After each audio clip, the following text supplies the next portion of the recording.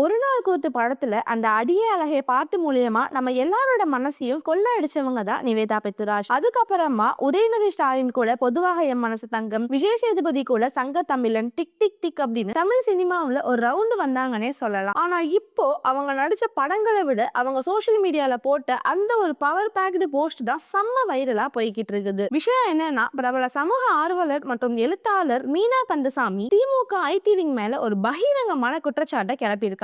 அதுல அவங்க என்ன சொல்லியிருக்காங்கன்னா, திமுக ஐடி விங் ஆட்கள் ஆன்லைன்ல பெண்களை ரொம்பவே தரைக்குறைவா பேசுறாங்க. அது மட்டும் இல்லாம ஆபாசமா கமெண்டும் பண்ணிக்கிட்டு வராங்க. இதெல்லாம் தெரிஞ்சும் ஐடி விங் செயலாளர் டிஆர்பி ராஜா ஏன் இன்னும் அமைதியாவே இருக்காரு அப்படின்னு கேட்டு முதலமைச்சர் ஸ்டாலினையும் டேக் பண்ணி அதிரடியா கேள்வி கேட்டிருக்காங்க. இது சோசியல் மீடியா வட்டாரத்துல ஒரு பெரிய சலசலப்பையை உருவாக்கி இருக்குது. இதுல யாருமே எதிர்பார்க்காத நேரத்துல இந்த விஷயத்துல மீனா கந்தசாமிக்கு சப்போர்ட் பண்ணி நம்ம நிவேதா பெத்ராஜ் களம் இறங்கியிருக்காங்க. அவங்க போட்ட அந்த ட்வீட் ரொம்பவே ஸ்ட்ராங்கா ஒரு கேள்வியை கேட்டிருக்குது. அதுல அவங்க என்ன சொல்லியிருக்காங்கன்னா, உங்க ஐடி விங் மத்தவங்களை பர்சனலா அட்டாக் பண்றாங்க, அதுக்கு அதை தலைவன் தான் பொறுப்பேற்றுக்கணும் அப்படின்னு வெளுத்து வாங்கிட்டாங்க. ஒரு நடிகை இப்படி ஓப்பனா அரசியல் ரீதியான விமர்சனத்தை முன்வைக்கிறது இப்போ ஒரு பெரிய விவாதமா மாறிக்கிட்டு இருக்குது. அது மட்டும் இல்லாம தேர்தல் வர நேரத்துல ஓட்டுக்காகவும் அரசியலுக்காகவும் இப்படி ஒரு பெண்ணை கீழ்த்தனமா இறங்கி அட்டாக் பண்றது ரொம்பவே தப்பு அப்படின்னு ஐடி விங்கையும் ஒரு பிடி பிடிச்சிட்டாங்கன்னே சொல்லலாம். பெண்களுக்கு பாதுகாப்பு கொடுப்போம் அப்படின்னு சொல்லிட்டு